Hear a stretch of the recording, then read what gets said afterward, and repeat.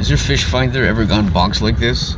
Now, if you notice here, it's all over the place. I know I'm at 150 feet deep, and what's happening is I'm in between two towers. We have one here, way down there.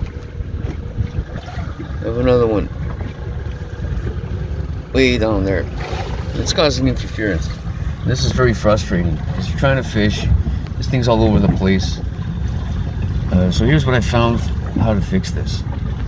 So you go to menu, and here we see it's highlighted on the lower range option. You got to get it out of auto. Set it to the depth that you're in. And hold down the button, it goes quicker. So I'm setting it at 160 there, so you can see. The new map graph is starting to show up here.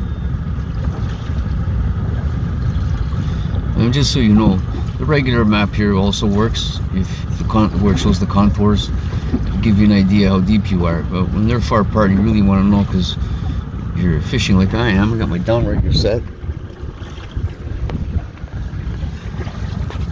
You know, I need to know what's going on, and it's always like this here. I'm in Georgian Bay. It's always like this here, and there's other spots and parts. Let me know what your thoughts are. Tell me what you think. Thanks, and have a great day.